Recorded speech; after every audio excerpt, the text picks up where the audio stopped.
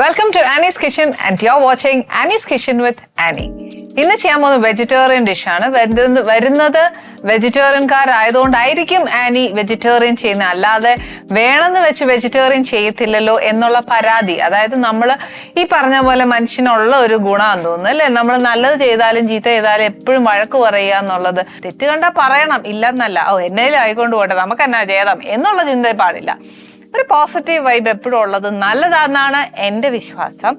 അപ്പം ഇനി നമുക്ക് നിങ്ങൾ വിചാരിക്കുന്നുണ്ടാവും തത്വങ്ങളൊക്കെ തീർന്നിട്ടുണ്ടെങ്കിൽ നമുക്ക് ഇതിലോട്ടൊന്ന് കടക്കാമെന്ന്. അതും അങ്ങനെയല്ലേ വരുള്ളൂ. അപ്പം നമുക്ക് ഇതിലോട്ട് കടക്കാം. ഇതിന് വേണ്ടിയ കാര്യങ്ങൾ എന്താണെന്ന് വെച്ചാൽ, വെജിറ്റേറിയൻ എന്ന് പറയുമ്പോൾ എപ്പോഴും പനീറിലോട്ടാണ് പോകുന്നത്. അതല്ലാതെ എനിക്ക് വേറൊരു കാര്യത്തിനോട് നോക്കിയിട്ടില്ല, പരീക്ഷണം ചെയ്തിട്ടില്ല, അതാ സത്യം. കാര്യം എന്നാന്ന് വെച്ചാലേ, ഈ ഇറച്ചി കഴിച്ചുകൊണ്ട് കിടക്കുന്ന പിള്ളേർക്ക് പെട്ടെന്ന് കോളിഫ്ലവറും അങ്ങനത്തെ കാര്യങ്ങളൊക്കെ കൊടുത്തു കഴിഞ്ഞാൽ പിള്ളേർ തന്നെ ഇത് എന്നെ താമയെന്ന് ചോദിക്കുവേ, എന്നെ ഈ പിള്ളേർ ആദ്യമേ ഇങ്ങനെ ആണോ എന്ന ആ ഒരു ചിന്തയും ചിന്തിക്കരുത്. നമ്മൾ അമ്മമാരായിട്ട് പിള്ളേരെ വഷളാക്കുന്ന, അല്ലാതെ പിള്ളേർ വഷളായിട്ടാണോ വരുന്നത്? അല്ലല്ലോ. നമ്മൾ അതിനെ നമുക്ക് അവരോടൊരു ഇഷ്ടം സ്നേഹം ഒക്കെ കൂടുമ്പോഴത്തേന് നമ്മൾ അവരെ പാമ്പർ ചെയ്ത് ചീത്തയാക്കുന്ന, അല്ലാതെ അവരെ ഒരിക്കലും കുറ്റം പറയാൻ പാടില്ല. പിന്നെ എന്നാന്ന് വെച്ചാൽ, ഇതിന് വേണ്ടിയ കറി എന്നാന്ന് വെച്ചാൽ, നോയമ്പ് കാലത്ത് ഏറ്റവും കൂടുതൽ ഇങ്ങനത്തെ കറികൾ ചെയ്യുന്നത്. ഇതൊരു ചിക്കൻ റോസ്റ്റിനോട് ചേർന്നതെന്ന് ചോദിച്ചാൽ ആന്നു, എന്നാ കടായിയോട് ചേർന്നതാണോ എന്ന് ചോദിച്ചാൽ അതുവാന്നേ. കാര്യം എന്നതേലും ഒക്കെ ഒരു വെറൈറ്റി നമുക്ക് ഉണ്ടാക്കണ്ടേ. എന്നും ഒരേപോലെ ഇരുന്ന് കഴിയുമ്പോഴത്തേക്ക് പിള്ളേർക്കും മടുക്കും. ഇതിന് വേണ്ടിയ കാര്യങ്ങൾ എന്നാന്ന് വെച്ചാൽ, കുറച്ച് നെയ്യ് വേണം. ഇതിനകത്ത് നെയ്യും എണ്ണയും കൂടെ മിക്സ് ആണ്, 50-50 ബേസിസ്. പിന്നെ വേണ്ടിയത് ജീരകവ, പിന്നെ അന്നേൽ ഇച്ചിരി ഏലക്ക, ഇതൊരു സവാള ഒരു 5 എണ്ണം മീഡിയം സൈസ് കൊത്തി അരിഞ്ഞു വെച്ചേക്കുവാണ്. പിന്നെ ഇത് കുറച്ച് ഇഞ്ചിയും വെളുത്തുള്ളിയുടെയും പേസ്റ്റ്. അതായത് അറിയാവല്ലോ, ഇത് കാണുമ്പോഴേ അറിയാം നമ്മൾ മേടിച്ചതാന്ന്. എപ്പോഴും പറയുന്ന പോലെ ശകലമേ ചേർക്കാവുള്ളൂ. പിന്നെ നമ്മുടെ ഇറച്ചിക്ക് വേണ്ടിയ സാധനങ്ങളെല്ലാം, മഞ്ഞപ്പൊടി, ഇത് പക്ഷേ കാശ്മീരി മുളക് പൊടിയാണ് എടുത്തേക്കുന്നത്. പിന്നെ വേണ്ടത് മല്ലിപ്പൊടി, ഇത് ഗരം മസാല പൊടി പൊടിച്ചതാ. ഇത് കുറച്ച് ജീരകപ്പൊടി, അതായത് നമ്മുടെ സാദാ ജീരകം പൊടിച്ചത്, കുറച്ച് കുരുമുളക് പൊടി, കുറച്ച് തൈര്. ഇനി വേണ്ടിയത് തക്കാളി. ഇതൊരു വലിയ തക്കാളി അല്ലെങ്കിൽ ഒരു മീഡിയം സൈസ് ചെറുത്, തീരെ ചെറുതല്ല, കുറച്ച് വലിയ തക്കാളി 2 എണ്ണം അരിഞ്ഞു വെച്ചേക്കുക. പിന്നെ വേണ്ടത് കുറച്ച് അണ്ടിപ്പരിപ്പാ വേണ്ടത്. ഇനി എന്നാന്നറിയാവോ, ഞാൻ ഇച്ചിരി മുളക് പൊടി, ഇവിടെ കാശ്മീരി മുളക് പൊടി ചേർക്കുന്നുണ്ട്. പക്ഷെ ഒരു ഇച്ചിരി കൂടെ ഒരു നിറവും ഒരു കൊഴുപ്പും എല്ലാം കൂടെ കിട്ടാനായിട്ട് ഒരു 5 കാശ്മീരി മുളക് പൊടി, മുളകില്ലേ, വറ്റൽ മുളക്, കാശ്മീരി വറ്റൽ മുളക് ഞെട്ട് കളഞ്ഞേച്ച് ഒരു ഇച്ചിരി കുതിർത്ത് വെക്കുക. എന്നിട്ട് കൂത്ത് വെച്ചേച്ച് ഞാൻ ഇവിടെ തക്കാളിയും ഈ അണ്ടിപ്പരിപ്പും ഒക്കെ അരയ്ക്കും. അപ്പൊ അതിന്റെ കൂട്ടത്തിൽ ഇച്ചിരി കൂടെ അരയ്ക്കുവാണെങ്കിൽ നല്ലതാ. ഞാൻ പറയുന്നതിന് ഇച്ചിരി കളറും കൊഴുപ്പും അതെല്ലാം കൂടെ കിട്ടാനായിട്ട് ഒന്ന് അരയ്ക്കുന്നതും കൂടി നല്ലതാ. പക്ഷെ ഇപ്പൊ നമ്മൾ മുളക് പൊടി ചേർക്കുമ്പോൾ ആ എരിവിന്റെ ഒന്ന് നോക്കി വേണം ചേർക്കാൻ.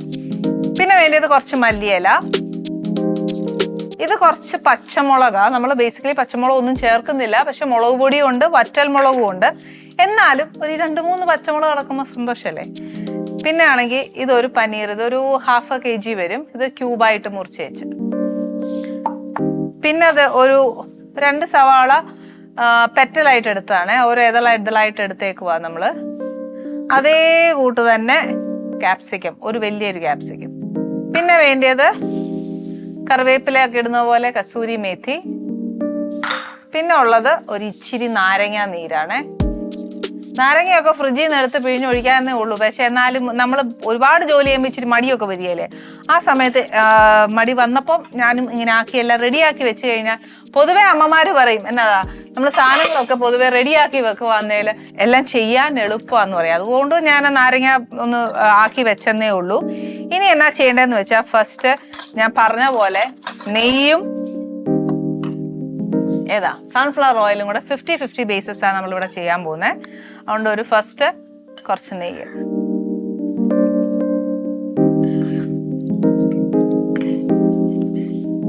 ഇതിന്റെ കൂടെ നമുക്ക് കുറച്ച് സൺഫ്ലവർ ഓയിൽ.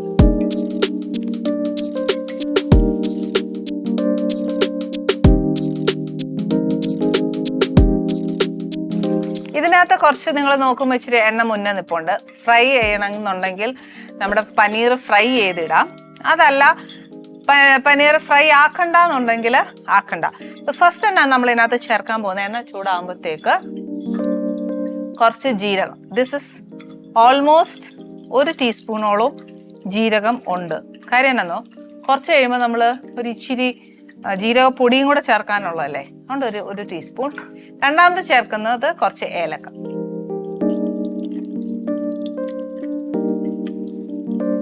ഈ ഏലക്ക ഒക്കെ പൊട്ടുന്ന സമയം കൊണ്ട്, അതായത് അറിയാലോ അതൊന്ന് പൊട്ടാൻ വരുന്ന സമയം ജീരകവും മൂത്തും കാണും.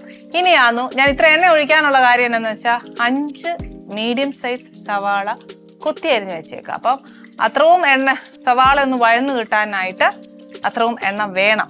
അപ്പൊ ഇനി ഞാൻ ഇതങ്ങ് ചേർക്കാൻ പോവാ.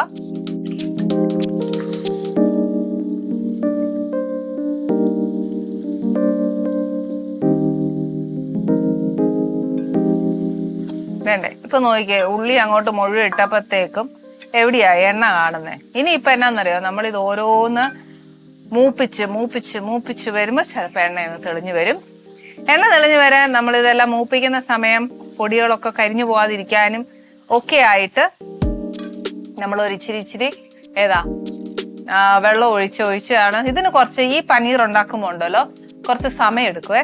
സമയം എടുക്കുന്ന എങ്ങനത്തെയാണെന്നറിയോ, ഒന്നും വേവാനും പിടിക്കാനും മറ്റു കാര്യങ്ങൾക്കൊന്നുമല്ല. പക്ഷെ എന്നാന്ന് വെച്ചാൽ നമ്മൾ ചേർക്കുന്ന ഓരോ ഇൻഗ്രീഡിയന്റ്, അതായത് ഉള്ളി തുടങ്ങി, അതായത് ജീരകം എല്ലാം പോട്ടെ, നെയ്യ് ഒഴിച്ച തുടങ്ങി ഇനി അറ്റം നമ്മൾ നാരങ്ങാനീര് വരെ ചേർക്കുന്നിടം വരെ ഓരോ ഇൻഗ്രീഡിയൻറ്റ് ചേർക്കുമ്പോഴും നമ്മൾ എണ്ണ തെളിയിച്ച് വരണം. ഫസ്റ്റ് ചെയ്യേണ്ട കാര്യം എന്നാന്ന് വെച്ചാല് ഈ സവാള തന്നെ നമ്മളിപ്പോ ചേർത്തു, ഇനി ഇതൊന്ന് ബ്രൗൺ ആവണം. അതിന് തന്നെ ഒരു സമയമില്ലേ. അപ്പൊ ഒരു ഇച്ചിരി സമയം നമ്മുടെ എപ്പോഴും പറയാം, ഇങ്ങനത്തെ കാര്യങ്ങൾ ചെയ്യുമ്പോഴത്തേനും ഇച്ചിരി ചൂട് കട്ടിയുള്ള പാത്രം വെക്കുവാന്നേല്, അല്ലെങ്കിൽ ഒരു ഇരുമ്പ് ചട്ടി വെക്കുവാന്നേല് ചൂടായി കഴിഞ്ഞാൽ പിന്നെ പട്ട എല്ലാം ആയിക്കോളും. അതുകൊണ്ട് കഴിയുന്നതും ഇങ്ങനെ ഒരുപാട് വഴറ്റി മൂപ്പിച്ചൊക്കെ എടുക്കാനുള്ള സാധനങ്ങൾക്ക് ഇങ്ങനെ പാത്രം വെക്കുന്ന ഏറ്റവും നല്ലത്.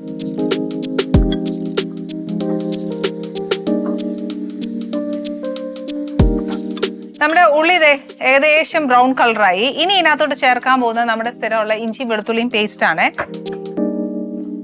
ഇഞ്ചി വെളുത്തുള്ളിയും പേസ്റ്റും ഒരു 1.5 ടീസ്പൂണാണ്, പക്ഷെ അത്രയും ചേർക്കരുത് ഇതായതുകൊണ്ട്. ഇതൊരു 3/4 ഞാൻ ചേർക്കത്തുള്ളൂ. ഈ പറഞ്ഞ പോലെ ഇതിന്റെയും നല്ലോണം ആ പച്ചച്ചുവയൊന്ന് മാറണം.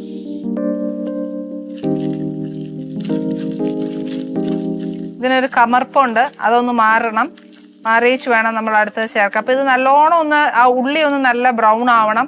നമ്മൾ ചേർത്തേക്കുന്ന എണ്ണ അതേണ്ട തെളിഞ്ഞു വരണം, അതാണ് സത്യം. പിന്നെ എന്നാന്ന് വെച്ചാൽ ചില ഉള്ളിയിൽ ഒത്തിരി വെള്ളത്തിന്റെ കണ്ടന്റ് ഉണ്ടാവും, അതും വറ്റി ഉള്ളി ഒന്ന് നല്ല മൊരിഞ്ഞു വരണം, അതാണ് അതിന്റെ ഒരു പരുവം. ഇനി ചേർത്തിരിക്കുന്ന ഇഞ്ചിയും വെളുത്തുള്ളിയും എല്ലാം ഒന്ന് മൂത്ത് കഴിഞ്ഞാൽ നെക്സ്റ്റ് നമുക്ക് മഞ്ഞൾപ്പൊടി, മുളക് പൊടി, മല്ലിപ്പൊടി ഇതെല്ലാം കുറച്ച് ഇതിനകത്തോട്ട് ചേർക്കാം. ചൂട് കട്ടിയുള്ള പാത്രം ആയതുകൊണ്ട് ഇഞ്ചിയും വെളുത്തുള്ളി ഒന്നും മൂക്കാനായിട്ട് അധികം നേരം വേണ്ട. ഈ ഓരോ ഇൻഗ്രീഡിയൻറ്റ് ചേർക്കുമ്പോഴും നമ്മൾ എന്നാ ചെയ്യേണ്ടതെന്ന് അറിയാവോ, നമ്മുടെ ഈ ഫ്ലെയിം ഉണ്ടല്ലോ ഒരു ഇച്ചിരി കുറച്ച് വെച്ചേച്ച് വേണം ചേർക്കാൻ. ഫസ്റ്റ് ഞാൻ കുറച്ച് മഞ്ഞൾപ്പൊടി, ഒരു 1/2 ടീസ്പൂൺ, 1/2 ഇല്ല കേട്ടോ, ഒരു 1/4 ടീസ്പൂൺ മതിയാവും. ഇനി അതൊന്ന് മൂപ്പിക്കട്ടെ. നെക്സ്റ്റ് ഞാൻ കാശ്മീരി മുളക് പൊടിയാണ് എടുക്കുന്നത്, അതൊരു 2.5 ടേബിൾ സ്പൂൺ എടുക്കണേ. ഇത് എരിവില്ലാത്തതല്ലേ. അതല്ല നമ്മൾ മറ്റേ സാധാ എരിവുള്ള മുളക് പൊടി ചേർക്കുകയാണെങ്കിൽ 2 ടേബിൾ സ്പൂൺ മുളക് പൊടി ഇതും 1/2 ടീസ്പൂൺ മറ്റേ നമ്മുടെ സാധാ എരിവുള്ള മുളക് പൊടിയും കൂടെ ചേർക്കുക. ഇതൊരു നെക്സ്റ്റ് ഇച്ചിരി ഇതിന്റെ ഒരു പച്ചപ്പ് മാറുന്നിടം വരെ ഒന്ന് മൂപ്പിക്കുക. അന്നേരം മൂപ്പിക്കുന്ന സമയത്ത് കുറച്ച് തീ ഒന്ന് കൂട്ടി വെക്കുക. മസാലകൾ നല്ലതായിട്ട് 1 by 1 നല്ലതായിട്ടൊന്ന് മൂക്കണം. എണ്ണ തെളിഞ്ഞു, അപ്പൊ തീ ഒന്ന് കുറച്ച് വെച്ചാൽ അടുത്തത് നമുക്ക് മല്ലിപ്പൊടിയാ. മല്ലിപ്പൊടി 1 ടേബിൾ സ്പൂൺ. നമ്മൾ മുളക് പൊടി എത്ര ചേർക്കുന്നോ അതിന്റെ നേർ പകുതി.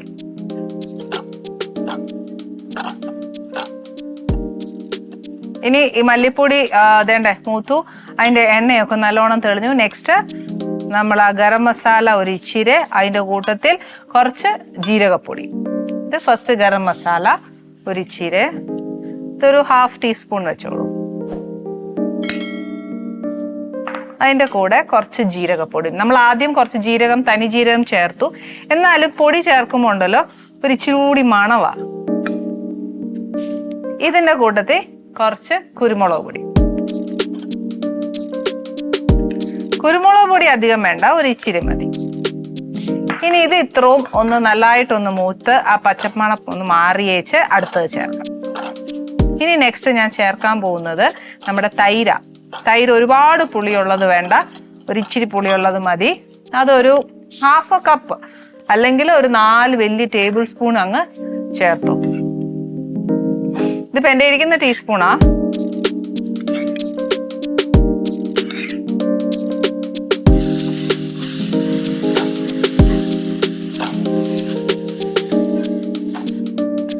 ഇനി തൈരിന്റെ വെള്ളമൊക്കെ ഒന്ന് ഊറി തൈരും ഒന്ന് നല്ലതായിട്ട് ഒന്ന് വെന്ത് ആ മസാല ആയിട്ടൊക്കെ ഒന്ന് ചേരുന്ന സമയം കൊണ്ട് തീ കൂട്ടരുത്, തീ കുറച്ച് വെക്കുക. ആ സമയം കൊണ്ട് നമുക്ക് കുറച്ച് സാധനം അരയ്ക്കാനുണ്ട്.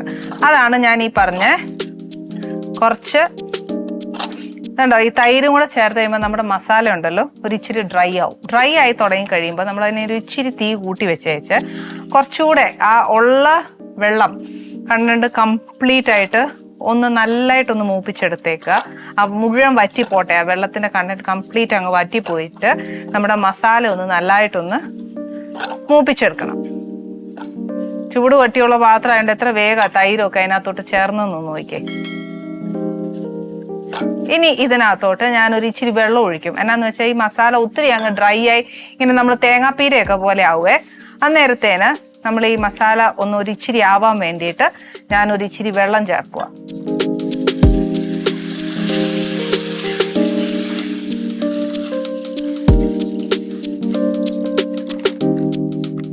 മസാല ശരിക്കും നല്ലോണം ഒന്ന് ആവുന്ന സമയം കൊണ്ട് നമുക്ക് കുറച്ച് സാധനം അരയ്ക്കണം. അതെന്നാന്ന് വെച്ചാൽ ഞാൻ നേരത്തെ പറഞ്ഞ പോലെ തക്കാളി ഒന്നും ഇങ്ങനെ ഭയങ്കരമായിട്ട് ചോപ്പ് ചെയ്ത് വെക്കുകയൊന്നും വേണ്ട. ഇത് നമുക്ക് അരയ്ക്കാനുള്ളതായതുകൊണ്ട് ഇപ്പം ചങ്കായിട്ട് അരിഞ്ഞിട്ടേച്ചാലും മതി, അതായത് 4 കഷ്ണമായിട്ട് അരിഞ്ഞിട്ടാലും മതി.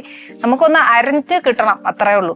ഇതിപ്പോൾ ഇച്ചിരി ചെറിയ ജാറായതുകൊണ്ട് ഞാനൊന്ന് അങ്ങനെ ഇട്ടതേ ഉള്ളൂ. നെക്സ്റ്റ് നമുക്ക് ആ അണ്ടിപ്പരിപ്പ് അതിൻ്റെ കൂടെ ചേർക്കുക. ഇത് രണ്ടും കൂടെ ഒരു ഫൈൻ പേസ്റ്റ് ആക്കി മാറ്റണം.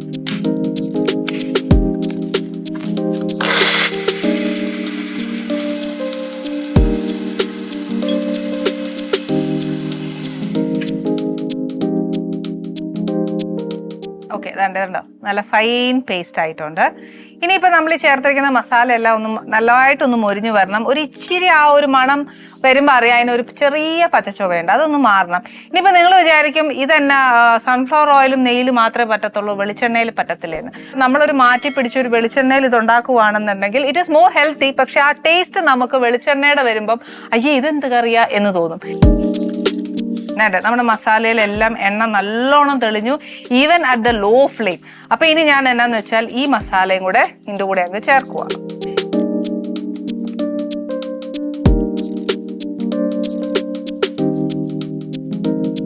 ഇനി ഈ ചേർത്തിരിക്കുന്ന ടൊമാറ്റോയും കൂടെ നല്ലോണം ഇതിനൂടെ ചേർന്ന് നേരത്തെ എല്ലാ ഇൻഗ്രീഡിയൻസും ചേർക്കുമ്പം എണ്ണ തെളിഞ്ഞതുപോലെ തന്നെ ഈ ടൊമാറ്റോയും അണ്ടിപ്പരിപ്പും കൂടെ ചേർത്ത് അതേ സാധനവും ഇതേപോലെ വഴറ്റി ഇതേപോലെ എണ്ണ തെളിഞ്ഞ് വരണം.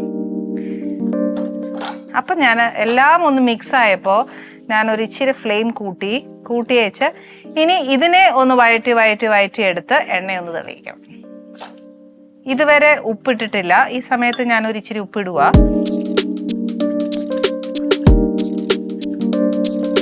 കുറേശ്ശെ എണ്ണ തെളിഞ്ഞു വരുന്നുണ്ട്. ഈ എണ്ണ വരുന്ന ചെല്ലുമ്പം എന്നാന്നറിയോ, തെളിയുന്ന അനുസരിച്ച് നമ്മൾ ഇച്ചിരി വെള്ളം ഒഴിച്ചു കൊടുക്കണേ. കാര്യം അണ്ടിപ്പരിപ്പ് അരച്ചതായതുകൊണ്ട് പെട്ടെന്ന് കയറി കുറുകും അടി പിടിക്കുകയും ചെയ്യും. അപ്പം ഈ 2 സാധനവും നടക്കാതിരിക്കാനും കുറുകി അങ്ങനെ അങ്ങ് പോവുകയും വേണ്ട. ഇച്ചിരി ഒരു തിക് ഗ്രേവി, നമ്മൾ ചിക്കൻ പെരട്ടൊക്കെ ഉണ്ടാക്കത്തില്ലേ എന്ന് പറഞ്ഞ പോലെ ഒരു തിക് ഗ്രേവി ആയത്. അപ്പം പെട്ടെന്ന് അങ്ങ് കുറുകി പോയാൽ പറ്റിയല്ല. അതുകൊണ്ട് എന്നാ ചെയ്യാൻ പോകുന്നത് വെച്ചാൽ ഒരു ഇച്ചിരി വെള്ളവും കൂടെ ഞാൻ ചേർക്കാൻ പോവുക. ചേർത്തേച്ച് നമുക്കൊരു കുഞ്ഞി പണി ഇവിടെ ചെയ്യാനുണ്ട്. ഇതിവിടെ ഇരുന്ന് എണ്ണ തെളിയട്ടെ. ആ സമയം ഞാൻ എന്നാ ചെയ്യാൻ പോകുന്നതെന്ന് വെച്ചാൽ ഈ പാനിലേക്ക് നമ്മുടെ അരിഞ്ഞു വെച്ചിരിക്കുന്ന ഉള്ളി ഒന്ന് നെയ്യിൽ സോട്ട് ചെയ്തെടുക്കണം. സോട്ട് ചെയ്തെടുക്കാന്ന് പറഞ്ഞാൽ എങ്ങനെയാണെന്നോ, ആ ഉള്ളിയുടെ ക്രഞ്ചിനെസ് പോവരുത്.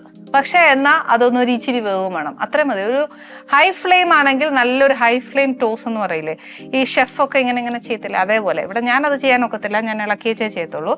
അപ്പോൾ എന്നാന്ന് വെച്ചാൽ അത് ആ ഒരു ക്രഞ്ചിനെസ് പോകരുത്, പക്ഷെ കുറച്ചൊരു മുരിഞ്ഞു വരും ചെയ്താൽ ഓഫ് ചെയ്യാം. അപ്പോൾ ആ പരിപാടി ഒന്ന് ഇതിനകത്തോട്ട് ചെയ്യട്ടെ. ഇതിനകത്തോട്ട് ഒരു ഇച്ചിരി നെയ്യ്, അതായത് ഒത്തിരിയല്ല, 1 ടീസ്പൂൺ വെക്കും.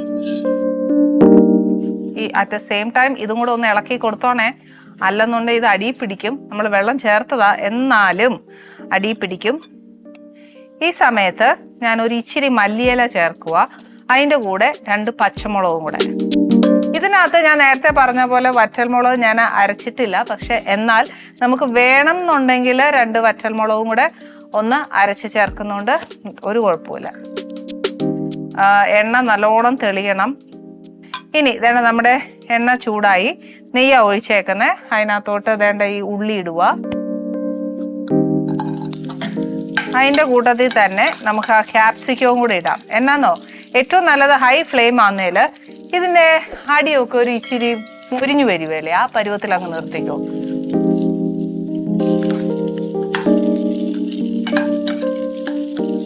ഇപ്പുറത്ത് കണ്ടോ എണ്ണയൊക്കെ നല്ലോണം തെളിഞ്ഞ് അതിൻ്റെ പച്ചച്ചുവയൊക്കെ ഒന്ന് മാറി വരുന്നുണ്ട്.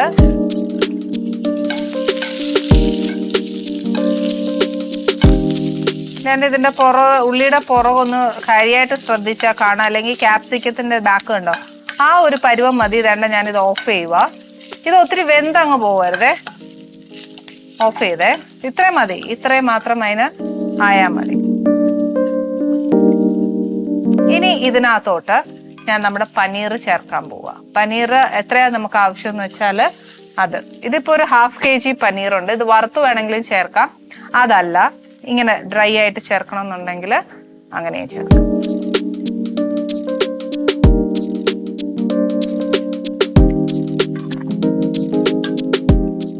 ഓക്കെ, ഇതിൻ്റെ കൂട്ടത്തിൽ ഞാൻ ഈ ഫ്രൈഡ് വെജിറ്റബിൾസും കൂടെ ഇടുക. ഉള്ളി ഉണ്ടായാൽ മതില്ല, ഇത്രയും ബ്രൗൺ ആയാൽ മതി. ബാക്ക് സൈഡ് ഒന്ന് മുരിഞ്ഞു കിട്ടുമ്പോഴത്തേക്ക് ഉള്ള ഒരു വേവ് അത്ര മതി. നമ്മുടെ പനീർ കുറച്ച് ടൈറ്റായിട്ട് വന്നുകൊണ്ടിരിപ്പുണ്ട്. അപ്പം ഞാൻ എന്നാ ചെയ്യാൻ പോകുന്നതെന്ന് വെച്ചാൽ ഒരു ഇച്ചിരി വെള്ളവും കൂടെ വേണം, പക്ഷെ അകലം മതി. കാര്യം ഇനി നമ്മൾ ഈ ചേർത്തിരിക്കുന്ന ഇൻഗ്രീഡിയൻ്റ് എല്ലാം, അതായത് ഈ ഗ്രേവിക്കകത്ത് ചേർന്നിരിക്കുന്ന സകല സാധനവും പനീറിനകത്തൊന്ന് പിടിക്കണ്ടേ, അതിനും വേണ്ടി.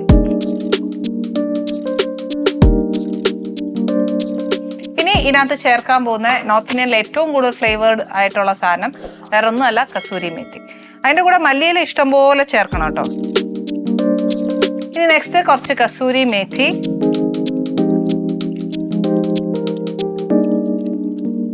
ഇതിൻ്റെ കൂടെ കുറച്ച് മല്ലിയിലയും കൂടെ ചേർക്കാൻ പോവാ. ഇതിന് ഏറ്റവും കൂടുതൽ മല്ലിയിലയാണ് വേണ്ടത്, നല്ല മല്ലിയില ഇടണം. ഇതിൻ്റെ കൂടെ റൊമാലി റോട്ടി നല്ലതാ, നാൺ നല്ലതാ.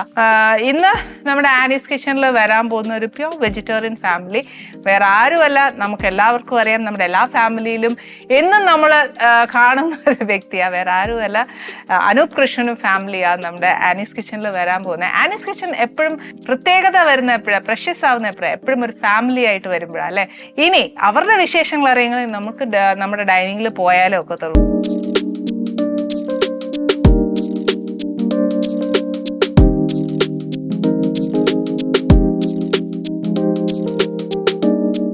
ക്യൂട്ട് കപ്പിൾസിന് ഹാർട്ടി വെൽക്കം. Thank you. നിങ്ങൾക്ക് ഭയങ്കര അങ്ങനെ ആ ഒരു ലേബിൾ കിട്ടിയേക്കുന്നത് അല്ലേ, ക്യൂട്ടാന്നു അല്ലേ? എന്നെ ഉദ്ദേശിച്ച എന്തായാലും ഭയങ്കര ക്യൂട്ടാന്ന് പെമ്പിളാരെ നോക്കിയാ പറയത്തുള്ളൂ, ആമ്പിളാർക്ക് ഇച്ചിരി കുറവാ അല്ലേ. ഞാൻ ചോദിച്ചില്ല അല്ലേ മോളെ, അങ്ങനെയല്ലേ പറയത്തുള്ളൂ. നമ്മളല്ലേ കൊച്ചു പിള്ളാരോട് എന്ന് പറയണ ക്യൂട്ടല്ലേ അല്ലേ. ഇതെന്തായാലും ഞങ്ങളുടെ പക്ഷെ എന്തായാലും നമ്മുടെ മലയാളി പ്രേക്ഷകരുടെ ഇടയിൽ അങ്ങനെ നിങ്ങൾക്ക് ഒരു ലേബിൾ ഉണ്ട്. ദൈവം അനുഗ്രഹിക്കട്ടെ, ഈശ്വര അങ്ങനെ തന്നെ വരട്ടെ. പിന്നെ അതിനെക്കാട്ടിലും വലിയൊരു കാര്യം പറയാം, ഒരു ഹാർട്ടി കൺഗ്രാറ്റ്സ്. ഭയങ്കര അവാർഡൊക്കെ കിട്ടിയേക്കും അല്ലേ. ഷേ ഒന്നുമല്ല എന്നെ ഉള്ള നേരല്ലേ അല്ലേ. അതിനുള്ളൊരു സ്ട്രഗിൾ എന്ന് പറയുന്ന ചില്ലറൊന്നും അല്ലായിരുന്നു അനൂപിന്റെ ലൈഫിൽ. ഐ മീൻ ഒരു കോമ്പയർ ആയിരുന്നു. അതിനുശേഷം പിന്നെന്തുവാ ചെയ്തേ, ഒരു ഫിലിമിൽ സീരിയലിൽ ചെയ്തു, പിന്നെ സിനിമയിൽ വന്നു. ബട്ട് സ്റ്റിൽ അത് കഴിഞ്ഞ് ഡയറക്ഷനായി. അപ്പം ഈ ഒരു സ്ട്രഗിൾ ടുവേർഡ്സ് ഫീൽഡ് അല്ലേ, അത് നല്ലൊരു സ്ട്രഗിൾ അല്ലേ അതിനകത്ത്? എന്റെ ഒരു സന്തോഷം ആലോചിക്കും. കാരണം അനുചേച്ചിയാണ് എന്നെ പറ്റി പറയണത്. സന്തോഷം. പിന്നെ ശരിക്കും സ്ട്രഗിൾ ഭയങ്കരല്ല. അത് ഈ ഒരു ഫീൽഡ് തെരഞ്ഞെടുക്കുന്ന എല്ലാ ആൾക്കാരും സ്ട്രഗിൾ ഫേസ് ചെയ്തുകൊണ്ട് തന്നെയല്ലേ അറിയാം. ഇതൊരു റിസ്ക് അല്ലേ നമ്മുടെ ലൈഫിൽ എടുക്കുന്ന ഈ ഒരു ഡിസിഷൻ? ഞാൻ രാവിലെ വേറൊരു കാര്യം അലിച്ച, ഞാൻ ഇവിടെ വന്നതിന് ശേഷം വേറൊരു കാര്യം ഞങ്ങള് പെട്ടെന്ന് അതായത് വെറുതെ ഇതായി പറയണല്ലേ, like we have a connection നമ്മൾ തമ്മിൽ. അയ്യോ എന്നതാ ആരെ ഏറ്റവും ആദ്യം സിനിമയിൽ അഭിനയിപ്പിക്കണേ? മേനോൻ അങ്കിള് അല്ലേ? ഞാന് മേനോൻ സാറിന്റെ അസിസ്റ്റന്റ് ആയിരുന്നു. ഏത് മമ്മയുടെ സത്യത്തിലോ? അപ്പൊ ശിശു അല്ലേ? അല്ല ഞാൻ ചെറുതായി എന്നെക്കാട്ടിലും ഒരു ഇല്ല, ഞാൻ സംവിധാനം ചെയ്യുന്ന സിനിമയിൽ സാറിന് അസിസ്റ്റ് ചെയ്തിട്ടുണ്ട്. പിന്നെ സാറിന്റെ 2 സ്റ്റേജ് ഷോസിന് അസിസ്റ്റ് ചെയ്തിട്ടുണ്ട്. ത്രൂ ഔട്ട് ആ പടം റിലീസ് ആവണ വരെ സാറിന്റെ കൂടെ ഉണ്ടായിരുന്നു. ഇപ്പോഴും സാർ ഒരു ഭയങ്കര മാനസഗുരു. അല്ലെങ്കിൽ എന്താ പറയാ, നമ്മള് ഞാൻ ഇപ്പൊ എന്തെങ്കിലും ഒരു പ്രോഗ്രാം അല്ലെങ്കിൽ ഒരു സാധനം ചെയ്യുന്നുണ്ടെങ്കിലും സാറിനോട് ആദ്യം മെസ്സേജ് അയക്കും. ഞാൻ സംവിധാനം ചെയ്യുന്ന സിനിമയുടെ ഷൂട്ട് കഴിഞ്ഞ് വന്നിട്ട് ഞാൻ ആദ്യമായിട്ടൊരു കവർ സോങ് ഡയറക്ട് ചെയ്തു. ഗുരുത്വമുണ്ട് കൊച്ചിന്, അതുകൊണ്ടാണല്ലോ അങ്കിളിനെ എപ്പോഴും വിളിക്കുകയും അതിന്റെ കാര്യങ്ങളൊക്കെ പറയും. ഈ ശരിക്കും പറഞ്ഞ ഒരു സ്ട്രഗിൾ എന്ന് പറഞ്ഞു, ഫസ്റ്റ് എങ്ങനെയാണ് ഫിലിമിലേക്ക് അല്ലെങ്കിൽ ഒരു കോമ്പയർ ആയിട്ടാണോ കയറിയത്? അല്ല, ഞാൻ ഏറ്റവും ആദ്യം ദൈവത്തിന്റെ സ്വന്തം ക്ലീറ്റസ് എന്ന് പറഞ്ഞിട്ട് സിനിമയില് മാർത്താണ്ഡൻ സാറിന്റെ അതിലിങ്ങനെ മുഖം കാണിക്കുന്ന പോലെ സണ്ണി ചേട്ടൻ എന്ന് പറയുന്നത് മുഖം കാണിക്കണം, അല്ലെങ്കിൽ നമ്മള് വീട്ടിൽ പഠിച്ച് നിന്ന് പഠിത്തം എല്ലാം കൂടെ കഴിഞ്ഞ് കഴിയുമ്പോൾ അപ്പൻ്റെ അമ്മയുടെ ഒരു ഇതുണ്ടല്ലോ, ജോലി വേണം അത് വേണം. പക്ഷെ നമ്മൾ ഉടനെ സിനിമ എന്ന് പറയുവാന്നേല് ഈവൻ എന്റെ മൂത്ത മോൻ പോലും ആദ്യം സിനിമ എന്ന് പറഞ്ഞപ്പോൾ ഞാൻ ഒരു രണ്ടാല പലച്ചു. പക്ഷെ അത് ഞാൻ സിനിമയോടുള്ള ഒരു നെറുകേട് കൊണ്ട് പറയുന്നതല്ല, പക്ഷെ എല്ലാ അപ്പൻ്റെ അമ്മയുടെ ഉള്ളിൽ ഒരു സ്റ്റഡി ഇൻകം ഒരു മകന് വേണം എന്നുള്ള ചിന്തിക്കുന്ന എല്ലാ അപ്പൻ്റെ അമ്മയുടെ ഉള്ളിലുള്ളത്. എന്ന് പറഞ്ഞ പോലെ പനൂപ്പ് വരുമ്പോഴും പഠിത്തം എല്ലാം കഴിഞ്ഞ് വരുമ്പോഴത്തേക്ക് ചിന്തിക്കത്തില്ലേ? ഈ എന്താ ഒന്നും ഞാൻ വരുന്ന പട്ടാമ്പി എന്ന് പറയുന്ന പാലക്കാട് ജില്ലയുടെ പട്ടാമ്പി എന്ന് പറയുന്ന ഒരു സ്ഥലത്താണ്. അപ്പൊ അവിടെ നമുക്ക് അങ്ങനെ സിനിമാക്കാരായിട്ട് അങ്ങനെ അധികം ആൾക്കാരൊന്നും ഇല്ല, പോയി പരിചയപ്പെടാനോ. ഉണ്ട്, മേജർ രവി സാറൊക്കെ ഉണ്ട്, ഞാൻ അടക്കം പറ്റി ചാൻസ് ഒക്കെ ചോദിച്ചിട്ടുണ്ട്. പക്ഷെ അവിടുന്ന് നമ്മൾ വരുമ്പോഴും ഒരു സിനിമ എന്ന് പറയുന്ന എറണാകുളം ട്രിവാൻഡ്രം ഒക്കെ ബേസ് ചെയ്ത് നിൽക്കുന്ന ഒരു വലിയൊരു ഏരിയയാണ്. അപ്പൊ നമുക്ക് ഭയങ്കര പേടി ഒക്കെ ഉണ്ടായിരുന്നു. അങ്ങനെ ഓഡീഷൻസ് പോയി സണ്ണി ചേട്ടൻ എന്ന് പറയുന്ന ഒരു നമ്മുടെ ഒരു ചേട്ടനുണ്ട്, പുള്ളി വഴിയാണ് ഏറ്റവും ആദ്യം ഈ പറഞ്ഞ ക്ലീറ്റസിലും പ്രൈസ് ദി ലോർഡിലൊക്കെ ചെറിയ ചെറിയ വേഷങ്ങൾ അനിൽ മാത്യു പറഞ്ഞ ഒരു അസോസിയേറ്റ് ഡയറക്ടറൊക്കെ വഴിക്ക്. പിന്നെ മേനോൻ സാറിന്റെ ഒരു പടം അസിസ്റ്റ് ചെയ്യാൻ, സാറിനെ അസിസ്റ്റന്റ് ഡയറക്ടർ മാത്രമായിട്ടല്ല, സാറിന് അസിസ്റ്റ് ചെയ്യുന്ന പോലെ പ്രീ മുതൽ ഷൂട്ടിന് സമയത്ത് കാഷ്യർ എന്നുള്ളൊരു പോസ്റ്റ്, അത് കഴിഞ്ഞതിന് ശേഷം സാറിന്റെ കൂടെ എല്ലാ പരിപാടികളായിട്ട് ഒരു ത്രൂ ഔട്ട് ഒരു പടത്തിന്റെ പ്രോസസ് എന്താണ് എന്ന് ഏറ്റവും ആദ്യമായിട്ട് അടുത്തിരുന്ന് പഠിക്കണത് ഈ. അത് ശരിക്കും നല്ലൊരു ക്ലാസ് അല്ലേ? അയ്യോ സാറ് ഭയങ്കര, നമ്മൾ ചുമ്മാ ഒന്ന് അഭിനയിക്കാൻ പോവല്ലോ, അതിനകത്ത് നടക്കുന്ന എല്ലാം A to Z അറിയാന്ന് പറയുന്ന നമുക്ക് നാളെ ഭാവിയിൽ അതൊരു ഉപകാരമായിട്ട് തന്നെ, അത് ശരിക്കും ഒരു ഹെൽപ്ഫുൾ ആയില്ലേ? ഭയങ്കര ഹെൽപ്ഫുൾ ആയി, ഭയങ്കര. കാരണം വലിയ ആർട്ടിസ്റ്റുകൾ അതിലാണെങ്കിൽ കുറെ മധുസാർ വരുന്നുണ്ട്. അപ്പം അത്രയും വലിയ ആർട്ടിസ്റ്റുകളൊക്കെ ഉണ്ടാവുമ്പോ അവരുടെ മുമ്പിൽ നമ്മള് ഓക്കെ എത്രയും എഴുതി കൊടുത്ത് കാഷ്യർ ആയിരുന്നു. പക്ഷെ അത് കഴിഞ്ഞ് പിന്നെ പടം കഴിഞ്ഞ് പോസ്റ്റ് പ്രൊഡക്ഷന്റെ സമയത്ത് ഞാൻ അസിസ്റ്റ് ചെയ്യാൻ നിൽക്കുന്നുണ്ട്. കാരണം ഡബിങ്ങിന് നിൽക്കുന്നുണ്ട്, RRന്റെ സമയത്ത് നിൽക്കുന്നുണ്ട്, മണിയങ്കളായിരുന്നു രാജാമണി. റെക്കോർഡിങ്ങിന്റെ സമയത്ത് ജയചന്ദ്രൻ സാറിന്റെ അടുത്തേക്ക് തൃശ്ശൂർ പോയിട്ട് അവിടെ റെക്കോർഡിങ്ങിന് ഞാൻ നിൽക്കണം. റിലീസിന്റെ തൊട്ടുമുമ്പ് അതിന്റെ പ്രോസസ്, അപ്പൊ ആ ഒരു പ്രോസസ്സ് മുഴുവൻ സാറ് കൂടെ കൂട്ടും. അപ്പൊ എനിക്കതൊക്കെ തൊട്ടടുത്ത് നിന്ന് പഠിക്കാൻ പറ്റുന്ന ഒരു യൂണിവേഴ്സിറ്റിയിൽ നമ്മൾ ഫീസ് കൊടുക്കാതെ പഠിക്കുന്ന പോലത്തെ പരിപാടിയായിരുന്നു. ഈ ഒരു ഫസ്റ്റ് ഫിലിം കഴിഞ്ഞതിന് ശേഷം ഇങ്ങറ്റം ഒരു ഫിലിം ഡയറക്ട് ചെയ്ത് നിൽക്കുമ്പോൾ ഉണ്ടാവുന്ന ഒരു പ്രൗഡ്നെസ് ഓഫ് കോഴ്സ് ഉണ്ട്, എന്നാലും ആ ഒരു എന്താ ഒരു ഇമോഷൻ? അല്ല, അതെ, ഒരു ഭയങ്കര ഒരു യാത്രയാണല്ലോ നമുക്ക്. എല്ലാ ആൾക്കാരും ഇവൻ സിനിമയുടെ പുറകെ നടക്കുക എന്ന് പറയുമ്പോൾ ഏറ്റവും ആദ്യം ചോദിക്കുന്നത് എന്തായി എന്നുള്ളത്. പിന്നെ നമ്മളൊരു സമയം എടുക്കും നമ്മളുടെ മുഖം ഈ ചോദിക്കുന്ന ആൾക്കാർക്കൊക്കെ, ഈ ചോദിക്കുന്ന ആൾക്കാരുടെ ഇടയിലേക്ക് എത്തണമെന്നുണ്ടെങ്കിൽ കുറച്ച് സമയം എടുക്കും. ബാക്കി അവിടെയും ഇവിടെ കേട്ടുണ്ടാവും പാസിങ്, അല്ലെങ്കിൽ കൈയടിക്കുമ്പോഴേക്കും മാറിപ്പോവുക, അങ്ങനത്തെ പരിപാടികളൊക്കെ ഉണ്ടാവും. പക്ഷെ അത് എത്തി തുടങ്ങിയത് ഈ പറഞ്ഞ പോലെ ഒരു സീരിയല് ചെയ്തിട്ടാണ്. അതിന്റെ മുമ്പ് ആക്ച്വലി ഇഷ്ടി എന്ന് പറയുന്ന ഒരു സംസ്കൃത സിനിമയൊക്കെ ചെയ്തിട്ടുണ്ട്. സംസ്കൃതമൊക്കെ ഞാൻ ചോദിക്കാൻ വരുമായിരുന്നു, മനുഷ്യന് പറയാൻ, പക്ഷെ സംസ്കൃതം അറിയുന്ന ഒരു വ്യക്തി ഭയങ്കര ബുദ്ധിമാനാന്ന് വെറുതെ പോയിന്റ് ശരിയാണ്. പക്ഷെ സംസ്കൃതം എനിക്കറിയില്ല. എനിക്ക് അവിടുത്തെ കമന്റാണ് എനിക്ക് ഏറ്റവും ഇഷ്ടപ്പെട്ടെ. ഒക്കെ വെറുതെ ഒറ്റ എനിക്ക് വിത്തൗട്ട് എനി ക്വസ്റ്റ്യൻ എനിക്ക് ആൻസർ കിട്ടി. മതി മോനെ, ഞാനൊരു സൈഡിൽ കൂടെ തള്ളിക്കൊണ്ടെങ്കിൽ വരുമായിരുന്നു. കൊറേ നേരമായി തള്ളാൻ തുടങ്ങി, അപ്പൊ എനിക്ക് ഇങ്ങനെ ഉണ്ടോ ഒരു തള്ളല്? അതെന്താ അറിയാം, സംസ്കൃതം നമുക്ക് ഭയങ്കര ഇഷ്ടമുള്ള പരിപാടിയാണ്. ഞാൻ ആയുർവേദ ഡോക്ടറല്ലേ, അപ്പൊ ആയുർവേദത്തിലെ എല്ലാ പരിപാടി രസശാസ്ത്രീയവും ഭക്ഷിച്ച കൽപ്പന മനസ്സിലായില്ലോ? ഒന്നും മനസ്സിലായി പഠിച്ച അതെന്റെ കോഴ്സിന്റെ പേരാ. സബ്ജക്റ്റാ അത് മാത്രം പഠിച്ചു വെച്ചിട്ടുണ്ടോ? അല്ല, അതാണ് അതാ ഇത്ര വലിയ ജാടയിൽ എന്നോട്. RSBK എന്ന് പറഞ്ഞ കോഴ്സിന്റെ പേരാ. ഞാൻ സംസ്കൃതത്തിൽ പറയാന്നുള്ളൂ. രസശാസ്ത്ര ഏവം ഭക്ഷിച്ച കൽപ്പന. ഇത് മാത്രം പഠിച്ചുള്ള RSBK. ഇത് മാത്രമേ പഠിച്ചിട്ടുള്ളൂ. ആക്ച്വലി സാൻസ്ക്രിറ്റ് മോളാണോ പഠിപ്പിച്ചത്? അല്ലല്ല എന്നെ speed കാണുന്നതിന് പറയണമെന്നൊന്നും മുന്നേ അല്ല. ഇതൊക്കെ എന്നെ കാണുന്നതിന് മുന്നേ അല്ലേ? കാണുന്നതിന് മുന്നേ എങ്ങനെ പഠിച്ചു മനൂപ് ഇത്? അത് അതിന്റെ ഡയറക്ടർ പ്രൊഫസർ സ്ക്രിപ്റ്റ് എഴുതി തന്നു മലയാളത്തില്. നമ്മള് ബൈഹാർട്ട് ചെയ്തു. ഞാൻ വിചാരിച്ചു സംസ്കൃതം ഒക്കെ പഠിച്ചിട്ട് അതിന്റെ അർത്ഥം മനസ്സിലാക്കിയെന്ന്. ഇല്ല. ആക്ച്വലി നിങ്ങളുടെ ലവ് മാരേജ് ആയിരുന്നു? അത് ഇപ്പൊ അവിടെ അല്ലാന്ന് തോന്നുന്നില്ല. അതാണ് എല്ലായിടത്തും സംഭവിക്കുന്നത്. അതെ, ഇവിടെ ഒരാൾ അവിടെ അങ്ങനെ ഞാനൊരിക്കലും സമ്മതിച്ചു കൊടുക്കില്ല, അത് ലവ് മാരേജ് അങ്ങനെ അല്ല. പ്രപ്പോസ് ചെയ്തു, എന്നെ പ്രപ്പോസ് ചെയ്തു. പക്ഷെ ഞാൻ അപ്ലൈ വെച്ചത് എന്റെ പേരൻസിനോട് ചോദിച്ച് ഈ പറഞ്ഞ കൺഫർമേഷൻ ഒക്കെ ആയിട്ട് മതി പ്രൊസീഡിങ് എന്നാ. പക്ഷെ അതൊരു ലവ് മാരേജ് അല്ലല്ലോ, അപ്പൊ അറേഞ്ച് മാരേജ് അല്ലേ. ചേച്ചിയുടെ ഒരു അക്കോർഡിംഗ് ടു ചേച്ചി എന്താണ് ലവ് മാരേജ്? എന്താ ലവ് മാരേജ്? നമ്മള് ഒരു കുറച്ച് ഫാമിലി കൂടി പോയി അറേഞ്ച് ചെയ്ത് കൊണ്ടുവന്ന ഒരാളാണ് പറയണ അറേഞ്ച് മാരേജ് അല്ലേ? അതെ. ഒരു പയ്യൻ ഒരു പെൺകുട്ടിയെ കണ്ടു ഇഷ്ടപ്പെട്ടു. ആദ്യം പെൺകുട്ടിയോട് പറഞ്ഞു. അപ്പൊ പെൺകുട്ടി പറഞ്ഞു വീട്ടുകാരോട് പറയണം. വീട്ടുകാരോട് പറഞ്ഞു. പെൺകുട്ടിക്ക് ഓൾറെഡി ഇഷ്ടമാണ്. അപ്പൊ അതെ, അല്ലെങ്കിൽ അപ്പൊ നോ പറയണ്ടേ? ഇല്ല, വീട്ടുകാർ പറഞ്ഞു. വീട്ടുകാർക്ക് അപ്പൊ പിന്നെ വേറെ ഇത്രയും നല്ല പയ്യനല്ലേ, അപ്പൊ പിന്നെ അത് വേണ്ടിയിരുന്നില്ലല്ലോ. അതെ, ഉപദ്രവമില്ലാത്ത കേസല്ലേ? അപ്പൊ അവർക്കും ഇഷ്ടമാണ്. പിന്നെ അത് ലവ് മാരേജ് അല്ലേ? ആണോ? ഞാൻ സമ്മതിച്ചു കൊടുക്കൂല. ഇപ്പോഴും സമ്മതിച്ചു പ്രേമിച്ചിട്ടില്ലെന്നാ പറയുന്നത്. എങ്ങനെ കാണുന്നത്? മോളെ എങ്ങനെ കണ്ടേ? ഞാൻ അവിടെ ട്രിവാൻഡ്രത്ത് അതും ഈ സണ്ണിച്ചേട്ടുണ്ട്. നീ സണ്ണിച്ചേട്ടന്റെ ട്രീറ്റ്മെന്റ് പുള്ളിയുടെ ട്രീറ്റ്മെന്റിന്റെ ആവശ്യത്തിന് വേണ്ടി പോകുമ്പോ ഇവളോട് ഇന്റേൺഷിപ്പ് ചെയ്യാം ട്രിവാൻഡ്രത്ത്. അന്ന് കണ്ടു, ഹായ് ബൈ.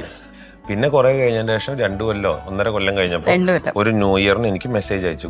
ഒരു happy new year happy new year അയച്ചു. അതൊരു പിടിവള്ളിയാണല്ലോ. അതാ നമുക്ക് കിട്ടുന്ന താമസം വലിഞ്ഞൊക്കെ വന്നു. അതും മെസ്സഞ്ചറില്, വാട്സപ്പിലല്ല, നമ്മുടെ ടെക്സ്റ്റ് മെസ്സേജറിൽ ഒന്നുമില്ല, മെസ്സഞ്ചറിലാണ് ഞാൻ അയച്ചത്. അതെ, മതി. നമുക്ക് ഏതെങ്കിലും ഒരു പിടിവള്ളി ഒന്ന് ഇട്ട് തന്നേച്ചാ മതി. നമുക്ക് അന്ന് കുറെ ആൾക്കാർക്ക് അയച്ചിട്ടുണ്ട്. ലാലേട്ടൻ അയച്ചിട്ടുണ്ട്, മമ്മൂക്കൊക്കെ എല്ലാ വർഷവും ചെയ്യുന്നതാ. ഞാൻ പലപ്പോഴും പറഞ്ഞിട്ടുണ്ട്, എനിക്ക് ഭയങ്കര ഇഷ്ടമായി. എല്ലാ വർഷവും ലാലേട്ടനും മമ്മൂക്കും, ഞാൻ ലാലേട്ടനും ഫാനാണ്. അപ്പൊ എസ്പെഷ്യലി എല്ലാ വർഷവും ഞാൻ ഇങ്ങനെ അയച്ചോണ്ടിരിക്കും. എനിക്ക് ഇഷ്ടമാണ്. അപ്പൊ അനൂപിനെ അയക്കണം തോന്നിയാണ്. ഇത്രയും വലിയ ആൾക്കാർക്കൊക്കെ അതിന്റെ ഇടയ്ക്ക് അനൂപിനെ എവിടെയാ കണ്ടത്? അല്ല, അത് ആ സമയത്ത് സ്റ്റാർട്ട് മ്യൂസിക് ചെയ്യുമായിരുന്നു. അപ്പൊ സ്വാഭാവിക FBയിൽ ഇത് സ്ക്രോൾ ചെയ്ത് വന്നപ്പോ പുള്ളിയുടെ പേജ് വന്നു. അപ്പൊ ഓക്കെ ഫൈൻ, ഒരു ഹാപ്പി ന്യൂ ഇയർ ഇരിക്കട്ടെ എന്ന് പറഞ്ഞ് അയച്ചതാ. വേണ്ടിയിരുന്നില്ലായിരുന്നു. വേണ്ടിയിരുന്നില്ല എന്ന് കേൾക്കുന്നില്ലേ? ഇപ്പോഴാ കേട്ടത്. ഈ അഭിനയത്തിലേക്ക്, നമുക്ക് സീരിയലിലേക്ക് വന്ന ഒരു ക്യാരക്ടർ നമ്മൾ നല്ലോണം എസ്റ്റാബ്ലിഷ് ആയി. പക്ഷെ ഇതൊന്നും അല്ലല്ലോ നമുക്കുള്ള എയിം. നമുക്കൊന്ന് റിയൽ ആയിട്ട് എസ്റ്റാബ്ലിഷ് ചെയ്ത് 10 പേരുടെ മുന്നിൽ നമ്മൾ നല്ലോണം അറിയും എന്നുള്ള ഒരു വർക്ക് നമുക്ക് ചെയ്യണ്ടേ? അതിന് വേണ്ടിയിട്ട് ഇപ്പൊ എന്താ ഒരു ശ്രമം? ഈ പണി എന്ന് പറഞ്ഞിട്ടൊരു പടം ലാസ്റ്റ് ജോജ് ചേട്ടന്റെ പടം. അപ്പൊ അതിൽ എനിക്കൊരു നല്ലൊരു വേഷം കിട്ടി. പിന്നെ അതിന്റെ തൊട്ടടുത്ത് തന്നെ ഇറങ്ങിയിട്ടുണ്ടായിരുന്നു ചന്ദ്രനും പോലീസ് എന്ന് പറഞ്ഞിട്ട് പടം. അതിൽ ഞാനായിരുന്നു ലീഡ് ചെയ്തിരുന്നത്. അതിലൊരു നല്ല വേഷം കിട്ടി. ബട്ട് സ്റ്റിൽ ഈ പറഞ്ഞ പോലെ എൻ്റെ ആഗ്രഹങ്ങള് ഈ നമ്മളത് പറഞ്ഞ ഈ സോക്കോൾഡ് ക്രിഞ്ചാവുക എന്നുള്ള പോലെ ഈ ലോ ആസ്പയറിങ് ആക്ടേഴ്സിനൊക്കെ ഉള്ള പോലെ തന്നെയാണ് എൻ്റെ ആഗ്രഹങ്ങൾ വലുതാ. ഈ കുറേ പരിപാടികൾ ചെയ്യണം, കുറേ ആക്ടേഴ്സിന്റെ കൂടെ വ്യത്യസ്തമായിട്ടുള്ള ഒക്കെ ഓരോരോ സാധനങ്ങൾ ചെയ്യണം, അങ്ങനെയാണ്. അപ്പൊ ഇതിനൊരു പ്രൊഫൈല് വേണം എനിക്ക്. അതായത് ഇത്രയൊക്കെ ഉണ്ടെങ്കിലും ഇതൊന്നും എല്ലാവരും ഇപ്പോൾ ഒരു സിനിമ 2 മണിക്കൂറിന്റെ സംഭവം കൊണ്ടിട്ട് ഒരാളെ കാണിക്കാൻ പറ്റില്ലല്ലോ. അപ്പൊ ഞാൻ അങ്ങനെ ആ ഒരു തോട്ടിൽ നിന്ന് ആ ഒരു കറക്റ്റ് സമയത്താണ് ഒരു മ്യൂസിക് വീഡിയോയിലേക്ക് അഭിനയിക്കാൻ വേണ്ടിയിട്ട് എന്നെ അപ്രോച്ച് ചെയ്യുന്നത് അഞ്ജലി മുകുന്ദം എന്ന് പറയുന്ന അഞ്ജലി. അപ്പൊ അഞ്ജലിയുടെ ആ പാട്ട് ഞാൻ കേട്ടപ്പോൾ അഞ്ജലി ആദ്യം എന്നെ കേൾപ്പിക്കുന്നത് ശരിക്ക് നമ്മുടെ വൈക്കം വിജയലക്ഷ്മി മാം പാടിയിട്ടുള്ള ആ പാട്ടിന്റെ വേർഷനാണ്. അത് കേട്ട് കഴിഞ്ഞപ്പോൾ ഓക്കെ, ഇതിൽ there is something extra add on ചെയ്യാൻ പറ്റുമെന്നുള്ളൊരു തോന്നൽ. പിന്നെ കുറേ കാലമായിട്ട് ഉള്ളിലുള്ള കുറേ വിഷ്വൽസ്, അല്ലെങ്കിൽ കുറേ സമയങ്ങളായിട്ട് എന്തൊക്കെയോ റാൻഡംലി കുറേ വിഷ്വൽസ് കയറി വന്നിട്ടുണ്ട്. അതിനെ ആൾക്കാരുടെ ഉള്ളിലേക്ക് ഏറ്റവും പെട്ടെന്ന് ഇൻജെക്ട് ചെയ്യണമെന്നുണ്ടെങ്കിൽ അവർക്ക് താല്പര്യമുള്ള ഒരു വൈബ്രൻ്റ് ആയിട്ടുള്ള രീതിയിലുള്ള മ്യൂസിക് ആഡ് ഓൺ ചെയ്ത് അതിന് ഒരു മ്യൂസിക് പശ്ചാത്തലത്തിൽ കൊടുത്ത് ഒരാളിലേക്ക് ഏറ്റവും വിഷ്വലി കാണുമ്പോൾ ഏറ്റവും അട്രാക്റ്റഡ് ആവുന്ന കളറുകളിൽ ഒന്നായിട്ടുള്ള റെഡ്, ഡാർക്ക് ബ്ലൂ, ബ്ലാക്ക് എന്ന് പറഞ്ഞാൽ രാത്രി, അങ്ങനത്തെ പശ്ചാത്തലത്തിലേക്ക് കൊടുത്തിട്ട് അങ്ങനെ ഒരുക്കിയെടുത്തിട്ടുള്ള പരിപാടിയാണ് ഈ കൺമഷി എന്നുള്ളത്. അതിനാണ് ഈ പറഞ്ഞ സോക്കാണ്. അപ്പൊ ഇതെന്റെ യാത്രയിൽ ഒരു സാധനം മാത്രമാണ്. അത് ശരിക്കും ഒരു നമ്മുടെ കിട്ടുന്ന മെഡലിൽ ഒരു മെഡലായിട്ട് തന്നെ നമുക്ക് എടുക്കാം അല്ലെ. സ്റ്റേറ്റ് ഒരിക്കലും നമ്മൾ പ്രതീക്ഷിച്ചിട്ടില്ല. ഒരു അത് വർക്ക് ചെയ്യുമ്പോഴും പ്രതീക്ഷിച്ചില്ല അല്ലെ. കൺമഷിക്ക് ഒരുപാട് കണക്ഷൻസ് ഉണ്ട്. പിന്നെ ആയുർവേദ ഡോക്ടറിന്റെ അടുത്ത് എനിക്കൊരു കാര്യം ചോദിക്കണം. നമ്മൾ എന്താ അറിയോ, ബേസിക്കലി എല്ലാരും പറയുന്നത് എന്നാന്ന് വെച്ചാല് നമ്മൾ ആയുർവേദം കഴിക്കുമ്പോഴത്തേക്ക് ഭയങ്കര ദോഷമാന്ന് പറയുന്നു. ദാറ്റ് മീൻസ് അത് കിഡ്നിയെ ബാധിക്കും, ലിവറിനെ ബാധിക്കും, മറ്റേ മറിക്കും എന്നൊക്കെ പറഞ്ഞൊരു ബേസ് ഒരു രീതിയിൽ കേട്ടിട്ടുണ്ടാവുമെന്ന് അറിയില്ല. ആ ഒരു തെറ്റിദ്ധാരണയാണോ, അത് അതിനെ എങ്ങനെ നമ്മൾ ഫേസ് ചെയ്യുന്ന ഒന്ന് ക്ലിയർ ആക്കി തരും. അതെന്താ വെച്ചാൽ ഞാൻ പൊതുവേ കേട്ടിരിക്കുന്നത് പറയാം. യൂഷ്വലി നമ്മൾ ഈ അരിഷ്ടങ്ങളാണല്ലോ കൂടുതലും, അരിഷ്ടം, കഷായം, ആ ഒരു കാറ്റഗറി ആണല്ലോ ആയുർവേദത്തിൽ കൊടുക്കും. അത് കുടിക്കുമ്പോൾ ഇല്ല അത് കഴിക്കുമ്പോൾ ലിവറിനെ ബാധിക്കുന്നു, കിഡ്നിയിൽ ഓവർലോഡ് ആവുന്നു, ഫ്യൂച്ചറിൽ അത് പ്രശ്നങ്ങളിലേക്ക് ലീഡ് ചെയ്യുന്നു എന്നൊരു കൺസെപ്റ്റ് ഉണ്ട്. That is because it's fermented. ഒരു ഫെർമെന്റഡ് കാറ്റഗറി. അതിപ്പോ കഷായോ അരിഷ്ടോ അത് മാത്രമല്ല, വാട്ട് എവർ ഇപ്പൊ ഫുഡിലാവാം, വാട്ട് എവർ ഇസ് ഫെർമെന്റഡ്, അത് ലോഡ് ചെയ്യുന്നത് ഓഫ് കോഴ്സ് ഇങ്ങനത്തെ ഓർഗൻസിലേക്ക് ആയിരിക്കും. അതാണ് ഒരു മിസ്കൺസെപ്ഷൻ ഉള്ളത്. ആൻഡ് ഓൾസോ നമ്മളിപ്പോൾ ടാബ്ലറ്റ്സിന്റെ കാര്യത്തിലോ ഇല്ല വേറെ ആയുർവേദത്തിൽ വേറെ പൊടികളോ ഇല്ല ടാബ്ലറ്റ്സോ എന്തെങ്കിലും പറയുകയാണെങ്കിൽ ഐ ഡോണ്ട് സേ ദാറ്റ് എല്ലാത്തിനും സൈഡ് എഫക്ട്സ് ഉണ്ട്. Even when we have homeo, allopathy or naturopathy, whatever ഏത് മെഡിസിൻസ് ആണെങ്കിലും യൂണിവേഴ്സൽ മെഡിസിൻസ് ത്രൂ ഔട്ട് ഒരു ലൈഫ് ടൈമിൽ മുഴുവനും കഴിക്കുമ്പോൾ ഇറ്റ് വിൽ ലോഡ്. അതിപ്പോ എക്സാക്ട്ലി ഈ അലോപ്പതി അലോപ്പതിക്കുണ്ടല്ലോ അങ്ങനെ ഈ പറഞ്ഞ പോലെ. അല്ല എന്നാന്നറിയോ, അലോപ്പതിനെ ആരും സ്ട്രെസ് ചെയ്യുന്നില്ല, പക്ഷെ ആയുർവേദത്തിന് ഭയങ്കരമായിട്ട് ഇപ്പൊ ഈ ഇടയിലായിട്ട് ഭയങ്കര സ്ട്രെസ്ഫുൾ ആയിട്ട് പറയുന്നത് ഈ ഒരു കാര്യത്തില്ല. ബിക്കോസ് നമ്മുടെ കൂടുതലും ഫെർമെന്റഡ് കാര്യങ്ങളാണ് പുറത്തേക്ക് വരുന്നത്, ഈ അരിഷ്ടായിട്ടും കഷായിട്ടും. ബിക്കോസ് ഇത് ലൈഫ് ടൈം യൂസ് ചെയ്യുന്ന, ഈ അളവിൽ അത് കഴിക്കാൻ പാടുള്ളൂ, ഈ അളവിൽ കുറച്ച് വെള്ളം ചേർത്ത് കഴിക്കേണ്ടി വരും, ഈ അളവിൽ ഇല്ല വേറെ എന്തെങ്കിലും ഒരു ആഡ് ചെയ്ത്, ലൈക്ക് ഇപ്പോൾ ഹണി, ഗീ, വി ഗീവ്, നമ്മൾ പ്രക്ഷേപകം എന്ന് പറയും ആയുർവേദത്തിൽ പറയുമ്പോൾ, അതിൻ്റെ കൂടെ എന്തെങ്കിലും സബ്സ്റ്റിറ്റ്യൂട്ട് ആയിട്ട് നമ്മൾ ആഡ് ചെയ്തിട്ട് വേണം കഴിക്കാൻ ചില മെഡിസിൻസ് കഴിക്കുമ്പോൾ. സോ അത് നമ്മൾ പ്രോപ്പറായി ഫോളോ ചെയ്ത് കഴിഞ്ഞാൽ നമ്മുടെ അസുഖവും കുറഞ്ഞു കിട്ടും, the body is also healthy as well as ഈ പറഞ്ഞ പോലെ ആ ഒരു പാറ്റേൺ ഫോളോ ചെയ്ത് പോകുന്നുണ്ട്. അതാവുമ്പോഴാണ് ഈ പറഞ്ഞ പോലെ വലിയ ഡോക്ടറെ അനുസരിക്കാതിരുന്ന കുഴപ്പം. എക്സാക്ട്ലി. അല്ലെ, ഡോക്ടർമാർ അതിനാണല്ലോ. അല്ലാതെ ചുമ്മാ നമ്മൾ എന്നതേലും ഒന്ന് ഗസ് ചെയ്തേച്ച് കുറെ പേർക്ക് ഒരു ട്രെൻഡ് എന്താ വെച്ചാൽ ഒട്ടേ വരും. ഇപ്പൊ ആയുർവേദം മാത്രമല്ല ഞാൻ പറയുന്നത്, they first Google it out. Correct. They first Google it out. Not the thing you have to completely go for a Google. ഒരു ഗൂഗിൾ നിങ്ങളുടെ കയ്യിൽ ഉണ്ടെന്നുണ്ടെങ്കിൽ you can do whatever എന്നുണ്ടെങ്കിൽ നിങ്ങൾ ഗൂഗിൾ ഫോളോ ചെയ്തോളൂ. We don't say no. You can follow that. കുറെ പേര് ഇവിടെ വന്നപ്പോൾ ഞാൻ ചോദിച്ചതാണ്, നമ്മൾ ഈ സീരിയലിൽ അഭിനയിക്കുന്ന ഒരു സിനിമയിൽ പറ്റിയല്ല, സിനിമയിൽ പറ്റുന്ന ഒരു സീരിയലിലേക്ക് തിരിച്ചു വരുന്നില്ല, അങ്ങനെയൊക്കെ ഒരു ചെറിയൊരു വർത്താനമില്ലേ, അത് ശരിയാണോ? ശരിക്കും അനൂപിന്റെ എക്സ്പീരിയൻസിൽ വളരെ നീണ്ട ചർച്ച നടത്തേണ്ട ഒരു വിഷയമാണ് അത്. അത്രയും വലിയ ചർച്ചയ്ക്ക് ഞങ്ങൾക്ക് ഇവിടെ സമയമില്ല. ഉള്ള കാര്യം പറഞ്ഞാൽ സംഭവം എന്ന് പറഞ്ഞാലേ, സീരിയൽ ചെയ്തുകൊണ്ടിരിക്കുന്ന സമയത്ത് നമുക്ക് കുറച്ച് ഓപ്പർച്യൂണിറ്റീസ് വരും. ആ സമയത്ത് അവിടുത്തെ അവൈലബിലിറ്റിക്ക് അനുസരിച്ച് നമ്മൾ ഫ്രീ ആവുക എന്നുള്ളൊരു വലിയ പോയിന്റ് ഉണ്ട്. അത് ചിലപ്പോൾ ആയിക്കോണമെന്നില്ല, കാരണം നമ്മൾ സീരിയൽ ചിലപ്പോൾ ലീഡായിട്ട് ചെയ്യുന്നതായിരിക്കും. അപ്പൊ അങ്ങനെ കിട്ടുന്ന സംഭവങ്ങൾക്ക് നമുക്ക് പോകാൻ പറ്റില്ല. സ്ലോലി അത് പോയി കിട്ടും. ഇത് അവസാനിപ്പിച്ചിട്ട് അങ്ങോട്ട് പോവുക എന്ന് പറയുന്ന ഒരു സിറ്റുവേഷൻ ഉണ്ട്. ഇല്ലത്തിന് ഇറങ്ങും ചെയ്ത് അമ്മാത്ത എത്തി ആ ഒരു മുടയെ മാറും. അവിടെ എത്തുമ്പോൾ എന്താണ്, ഓൾറെഡി നമ്മൾ സീരിയലിൽ ചിലപ്പോൾ ഒരു 10-700 എപ്പിസോഡ് അല്ലെങ്കിൽ 2-3 സീരിയലുകൾ ചെയ്ത ആൾക്കാരായിരിക്കും. അവിടെ ചെല്ലുമ്പോൾ ഓൾറെഡി ഈ ആള് എസ്റ്റാബ്ലിഷ്ഡ് ആയിരിക്കും. അപ്പൊ വെച്ചാൽ പ്രേക്ഷകരുടെ മുമ്പിൽ ഫേസ് ഭയങ്കരമായിട്ട് എസ്റ്റാബ്ലിഷ്ഡ് ആയിട്ടുള്ള ഒരാളായിരിക്കും. അപ്പോ ഈ സിനിമയിൽ ഒരു ക്യാരക്ടർ ചെയ്യുന്ന ആ പുള്ളിയെക്കാട്ടിലും അല്ലെങ്കിൽ ആ വ്യക്തിയെക്കാട്ടിലും ഫേസ് ചിലപ്പോൾ ആൾക്കാർക്ക് അറിയും. അപ്പൊ ഇവരുദ്ദേശിക്കുന്ന ക്യാരക്ടർ ഈ പുള്ളിനെ കൊണ്ട് ചിലപ്പോൾ ചെയ്യിച്ചോളന്നില്ല. നിങ്ങൾ ഓൾറെഡി മറ്റേതിൽ ചെയ്തിട്ട് ഓൾറെഡി ഫേസ് രജിസ്റ്റർ അല്ല. അപ്പൊ ഈ ക്യാരക്ടർ ഞാൻ അങ്ങനെ ഫേസ് ചെയ്തിട്ടുണ്ട്. ഈ ക്യാരക്ടർ ചിലപ്പോൾ നിങ്ങൾ കൂടെ കമ്മ്യൂണിക്കേറ്റ് ചെയ്യാൻ പറ്റില്ല, അതന്നെ ഏർപ്പാട് അറിയില്ല. പക്ഷെ അതുകൊണ്ട് അത് ചില ആൾക്കാർക്ക് അത് പറയാൻ, ചില ആൾക്കാർ ഓപ്പൺ ആയിട്ട് പറയും അത് അതുകൊണ്ടാണ്. പിന്നെ ഓഫ് കോഴ്സ്, പക്ഷെ അതും ബ്രേക്ക് ചെയ്തിട്ട് ഒരുപാട് ചെയ്യുന്ന ആൾക്കാരുണ്ട്. ഇതെല്ലാം ബ്രേക്ക് ചെയ്തിട്ട് ഇപ്പോൾ എനിക്ക് അജഗജാന്തരം എന്ന് പറഞ്ഞ സിനിമയിൽ ഒരു ക്യാരക്ടർ അത് തന്നത് ഒരു കണക്ട് ചെയ്തിട്ടാണ്, സീരിയലുമായി ബന്ധപ്പെട്ടിട്ടുള്ള ഒരു ആർട്ടിസ്റ്റാണ് അതിലിപ്പം. പക്ഷെ അങ്ങനെ വലിയൊരു പടത്തിൽ തന്നു. ജോജി ചേട്ടൻ ഈ പണി എന്ന് പറയുന്ന സിനിമയിൽ എനിക്കൊരു വേഷം തന്നതും ഇതിനൊക്കെ ബ്രേക്ക് ചെയ്തു. ഞാൻ ബിഗ് ബോസ് ചെയ്തു, ഈ പറഞ്ഞ സ്റ്റാർട്ട് മ്യൂസിക് എന്ന് പറയുന്ന വലിയൊരു പ്രോഗ്രാം, അത് ഭയങ്കര റേറ്റിംഗ് ഉള്ള പ്രോഗ്രാം, അത് ചെയ്തു. ബാക്കി എന്റെ ഒറ്റ സീരിയൽ ഞാൻ ചെയ്തിട്ടുള്ളൂ. ഇപ്പോഴും എനിക്ക് സീരിയൽ ചെയ്യുന്നതുകൊണ്ട് യാതൊരു ബുദ്ധിമുട്ടില്ല. പക്ഷെ ചില പ്രൊജക്ടുകൾ ലൈനപ്പിൽ നിൽക്കുന്ന ചില പ്രൊജക്ടുകൾ ചെയ്യണമെന്നുണ്ടെങ്കിൽ അവിടെ നമുക്കൊരു ലോങ് ടേം കമ്മിറ്റ്മെന്റ് വരും.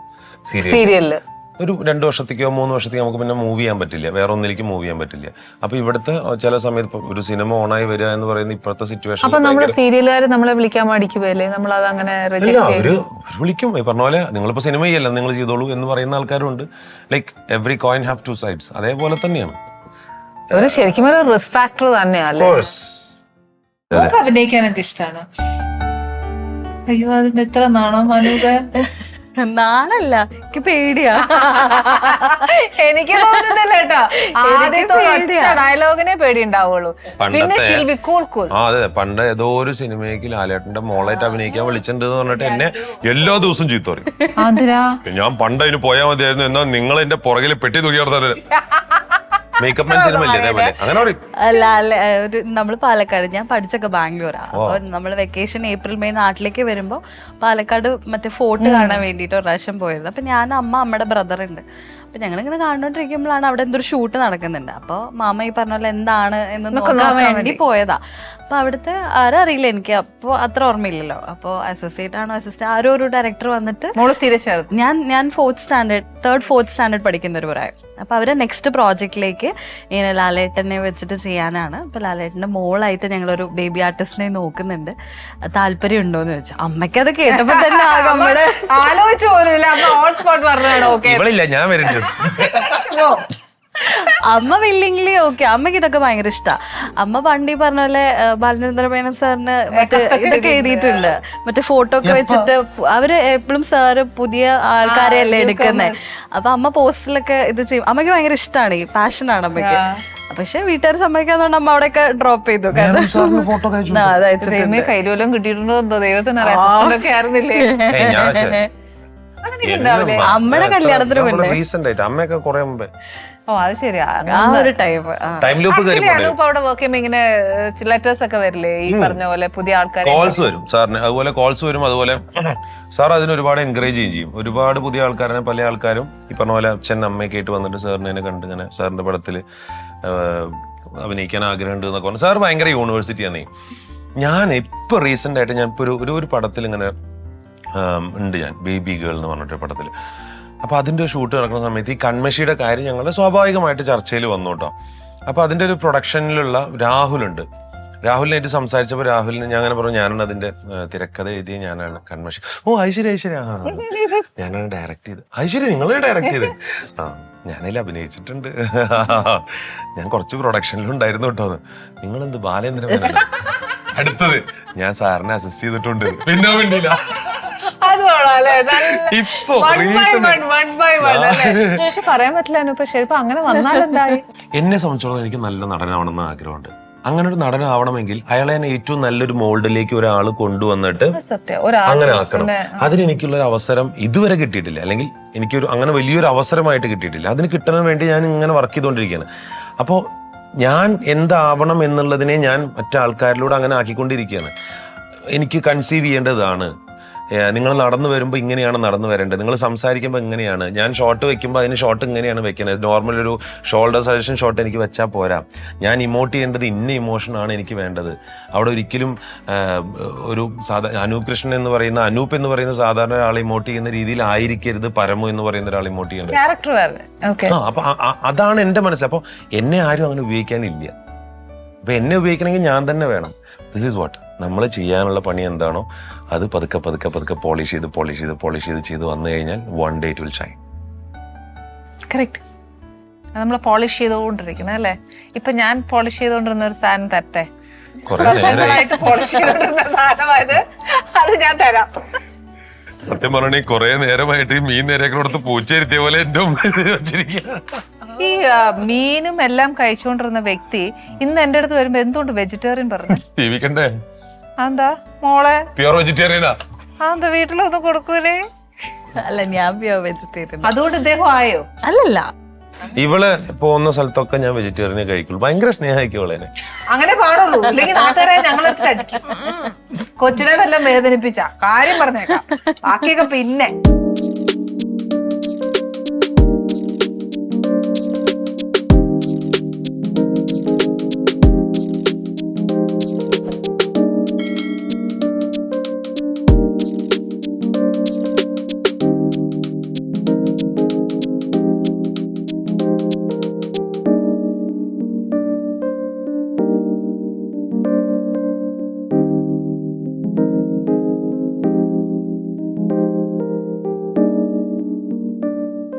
ഓക്കെ, ഇനി പുതിയ വിശേഷങ്ങൾ. ഇപ്പൊ ഏത് വർക്കാ ചെയ്യുന്നത്? ബേബി ഗേളിൽ ഇങ്ങനെ ഒരു സംഭവം ചെയ്തു. ആര്യവ്രതം എന്ന് പറഞ്ഞൊരു പടം ചെയ്തു. പിന്നെ പേരിട്ടിട്ടില്ല, ഒരു തമിഴ് പടം ചെയ്ത് കഴിഞ്ഞിട്ടുണ്ട്. വളരെ നല്ലൊരു വേഷമാണ്, ത്രൂ ഔട്ട് വരുന്നൊരു വേഷമാണ്. അപ്പൊ തമിഴിൽ ഇനി ഫുൾ സ്വിങ് അല്ലേ? സാപ്പിട പോറേ നന്നായില്ല കേട്ടോ. ഇതെന്താ കറി? എന്താ പനീർ ലൈക്ക് എന്താണ് ഒരു പേരിട്ടോ? ഇത് കടായി ഉണ്ട്, ചിക്കൻ റോസ്റ്റ് ഉണ്ട്, എല്ലാം കൂടെ ചേർന്ന ചിക്കൻ റോസ്റ്റ് ഉണ്ടെന്ന് പറഞ്ഞ ചിക്കൻ ഒന്നും ഇല്ലല്ലോ. അതില്ല, ചിക്കൻ റോസ്റ്റിന്റെ അരപ്പുണ്ട്, പക്ഷെ നൈസ്. പക്ഷെ കടായിയുടെ സാധനവും ഉണ്ട്. നല്ല ടേസ്റ്റ് ഉണ്ട്. Thank you. Paneer kadai. Okay, ഇത് റൊമാലി റൊട്ടി. അതെ, ഇതിന്റെ കോമ്പിനേഷൻ റുമാലി റൊട്ടി ആയിരുന്നു നല്ലേ. എനിവേ, എന്തായാലും എനിക്ക് ഒത്തിരി സന്തോഷമായി അനൂപെ. ഒരു ട്രൂ ബ്ലെസ്സിങ്സ് ചേച്ചിയുടെ, എന്താ പറയാ, ഫ്രം മൈ പ്യോർ ഹാർട്ട് ഒരു ഭയങ്കര അനുഗ്രഹം. ദേവി അനുഗ്രഹിക്കട്ടെ. തമിഴിലും തെലുങ്കിലും ഒക്കെ ഭയങ്കര ബിസി ആവട്ടെ. പക്ഷെ ഒരു കാര്യം, ബിസി ആവുന്നൊക്കെ കൊള്ളാം, ഇവിടെ വിളിക്കുമ്പോ വന്നോണം. എന്റെയും എന്റെ പ്രേക്ഷകരുടെയും. ഒരു സെക്കൻഡ്, ഞങ്ങൾക്ക് ഇത്രയും നല്ല അടിപൊളി ഭക്ഷണമൊക്കെ തന്നില്ലേ? കുറച്ചുകൂടി ഞാൻ കഴിക്കും. ഇപ്പൊ ഞങ്ങളൊരു തിരിച്ചു സമ്മാനം തരും. പിന്നെ തന്നു. ഈ കോസ്റ്റ്യൂം ഒക്കെ എടുക്കാൻ വേണ്ടി പോയി കഴിഞ്ഞപ്പോ ഞങ്ങൾ അവിടുന്ന് ഒരു ആദ്യം ഞങ്ങൾ എന്തെങ്കിലും ഉണ്ടാക്കി കൊണ്ടുവരാന്നാണ്. കുറച്ചും കൂടി വെറൈറ്റി ആയിക്കോട്ടെ എന്ന് വിചാരിച്ചു ഞങ്ങൾ അവിടുന്ന് തന്നെ ഒരു അടിപൊളി ഹാൻഡ്ലൂം സാരി. എന്റെ അമ്മേതൊക്കെ അടിപൊളി കേട്ടോ. Thank you, thank you very much. എപ്പോഴെങ്കിലും എടുത്തിട്ട് ഞങ്ങൾക്ക് ഒരു ഫോട്ടോ തരണേ. തീർച്ചയായിട്ടും, പിന്നെ ഡെഫിനറ്റ്ലി ഞാൻ ഈ ഷോയിൽ തന്നെ കൊടുക്കാം. പോരെ, അതല്ലേ ഏറ്റവും നല്ലത്. Okay, thank you. ബിസി ആവിക്കട്ടെ. പുതിയ വിശേഷങ്ങളും പുതിയ അതിഥികളും അനീസ് കിച്ചണിൽ മാത്രമേ കാണത്തുള്ളൂ. മാത്രമല്ല, ഞാൻ എപ്പോഴും പറയില്ലേ, കുടുംബം എന്ന് പറയുന്നതിന്റെ അർത്ഥം എന്താണ്? കുടുംബം ഇമ്പമുള്ളത് എന്തോ. അതെ, അത് നമ്മളല്ലേ, അത് അനീസ് കിച്ചണിൽ മാത്രമല്ലേ ഉള്ളൂ. അപ്പൊ അടുത്ത എപ്പിസോഡ് നമുക്ക് വീണ്ടും കാണാം. Good bye. Annie's Kitchen. Let's cook with love.